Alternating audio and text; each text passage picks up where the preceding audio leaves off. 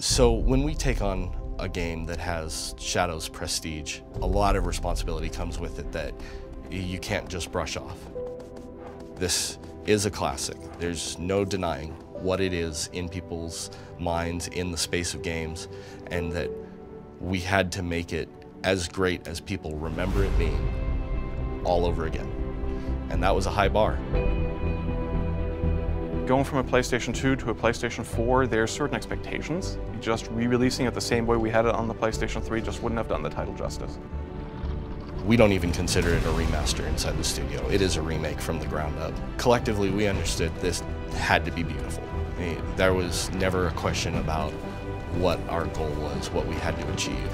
And so the question was, how do we get there?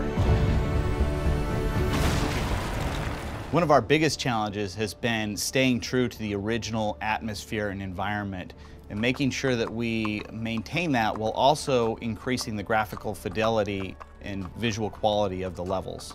We used a lot of the base geometry for the very original game and kind of built off of that, taking some of those really basic core art direction cues and then expanding it out into a larger, more filled out world. I kind of use the analogy, it's kind of like taking a concerto that's just piano and trying to expand it into a symphony. Trying to add all these instruments and then taking the vibe of it, taking the feeling of it, taking the direction of it, and expanding it into something that a modern audience would enjoy. For instance, the video that we showed at Paris Games Week where Wander wakes up at one of the save locations, that forest looks vastly different from what it did in the original, but we worked really hard to maintain the feeling that that forest evoked when you first entered it, which was a sense of awe. It was, you're entering a very special place in this world. We rebuilt all the assets. We rebuilt the Colossi from the ground up. We had to do it that way. The amount of detail that we needed and the amount of polys that we were pushing to get these things looking right. A lot of these Colossi took a few months apiece to make. In the first game, one of the most incredible things that I remember was the hair on the Colossus, the fur.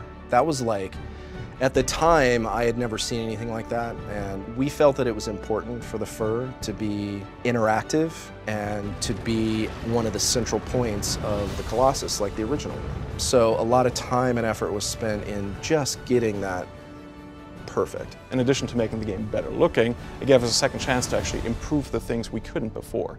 So the vision was, let's take old control scheme, make some improvements to it that people would expect to get the game kind of more ready for a new audience. At the same time, we didn't want to alienate the old audience, so we have a full classic control mode that allows people to play the game exactly the way they remembered it. We wanted to make sure from the very get-go that having a solid frame rate had to be at the top of our goals. So collision got changed, got made better. So much work has gone into rebuilding the collision for this game. Moving the game to 4K, supporting HDR, supporting 60 frames a second on the PS4 Pro. Those were all significant technical challenges that we had that thankfully turned out really great. The one thing that's definitely good is that Ueda has a great amount of trust in what we do because we had already done the remaster, and so I think that helped a great deal on our current project. Everybody has a very clear picture in their own mind of what Shadow is.